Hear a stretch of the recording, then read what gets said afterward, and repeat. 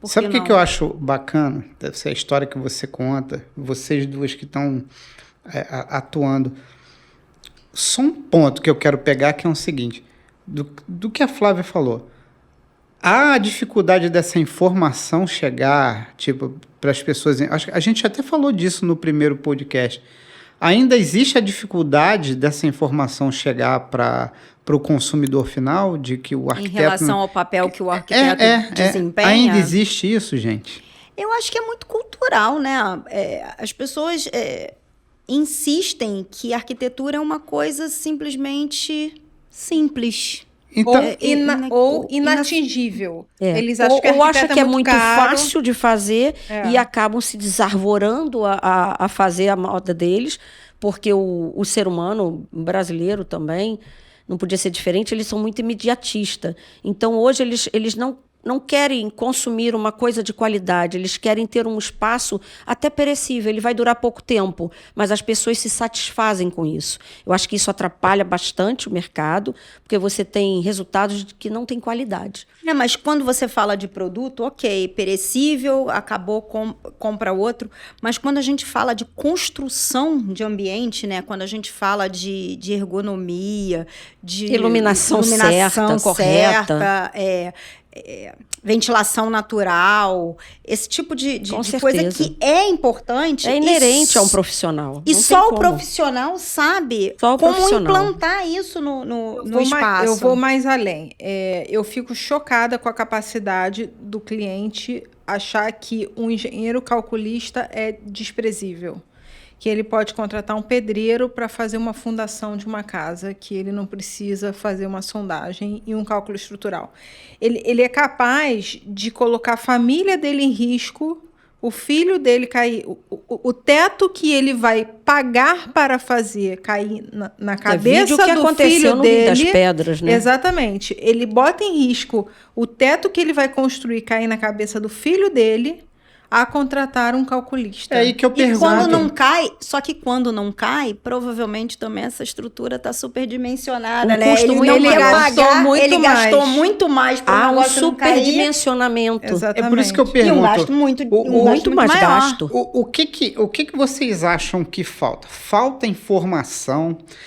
As pessoas literalmente desprezam o trabalho do outro no sentido de que eu não vou pagar um cara para me dar os rabiscos ali. É aquele velho ditado, todo médico e louco, todos nós temos um pouco, entendeu? Eu acho que falta um tapa na cara de cada um. E passar por uma situação muito grave para poder aprender realmente o quanto é necessário. Você não pode construir hoje em condomínios, a obra é embargada se você não tem uma responsabilidade técnica, um profissional que assine pela responsabilidade daquele espaço. Você tem que contratar um engenheiro ou um arquiteto para isso. Não tem como você fazer, porque a responsabilidade legal é do síndico. Então, ele tem o poder de embargar a obra até que se faça esse acompanhamento de um profissional. Você não pode mais quebrar um piso sequer. Isso que eu ia falar. Escutou um barulho, qualquer coisa. Tem que ter lá. Existe um termo técnico, né? RRT. Isso. Que é Registro de Responsabilidade Técnica, e dos engenheiros ART. Anotação de Responsabilidade Técnica. Responsabilidade técnica. Mas tá você quer ver uma coisa? Você que quer fazer aí a obra, você não quer contratar o arquiteto? Você quer contratar Severino? Vai gastar mais. Vai gastar mais, com toda certeza.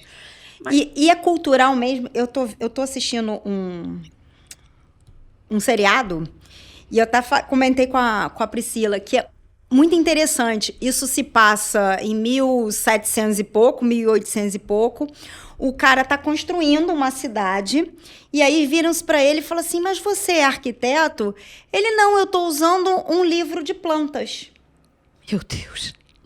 Isso num seriado americano, ou inglês, eu não parei para ver qual era a procedência, qual era a origem, mas é uma coisa que a gente vê atual, a gente vê aqui, e isso veio com essa demanda de outro país.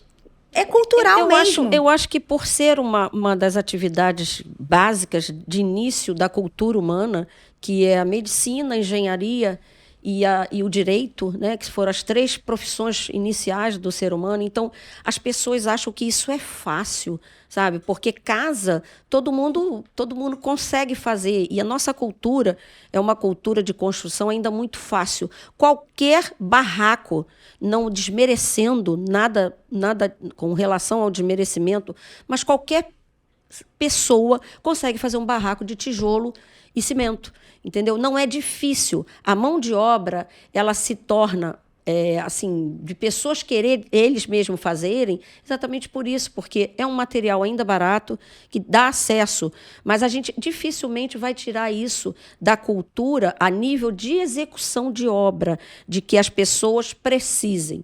Mas existe uma grande demanda de profissionais que usam os veículos de comunicação, como o Instagram, como o Facebook e outros, para poder desenvolver a maneira como trabalhar.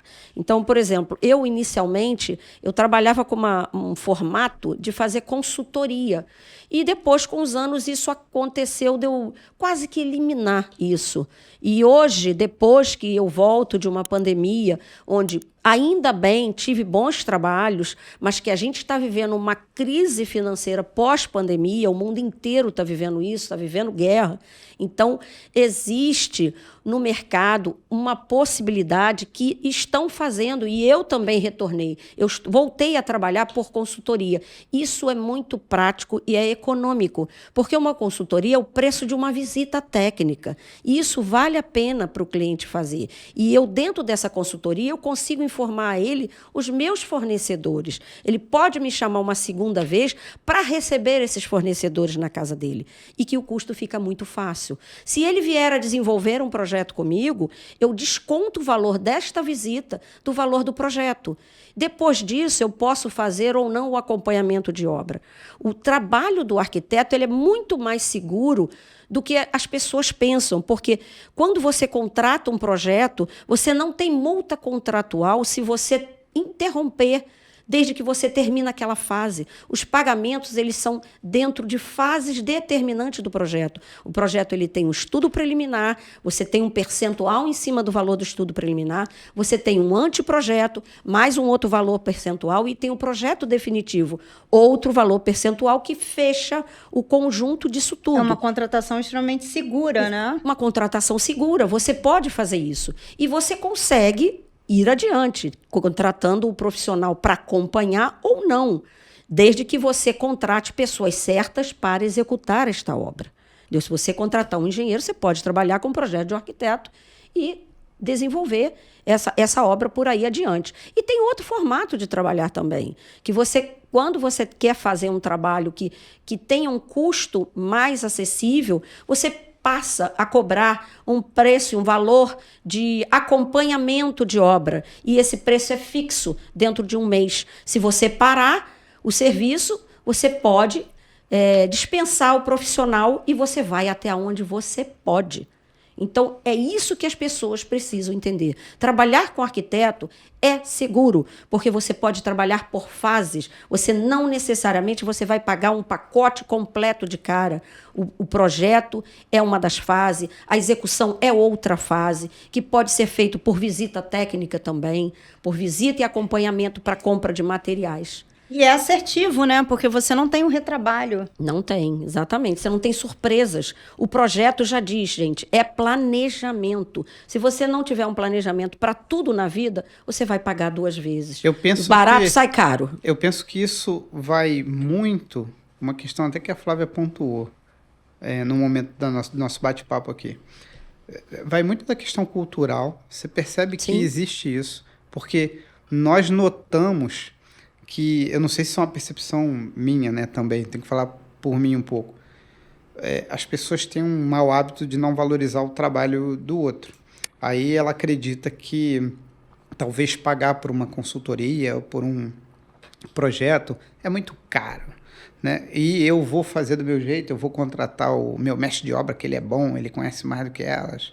E, enfim, tem essas... Na cabeça do cliente essas coisas. Sim. E a gente vê sempre o seguinte, é claro que a gente não está condenando o cliente não, tá, gente? A gente só está colocando situações. Informar ao cliente que existe possibilidade dele contratar. E os profissionais... Muito mais simples e acessível do que ele imagina. E esses profissionais, eles estudam para isso, eles estão pegando cargas técnicas para isso.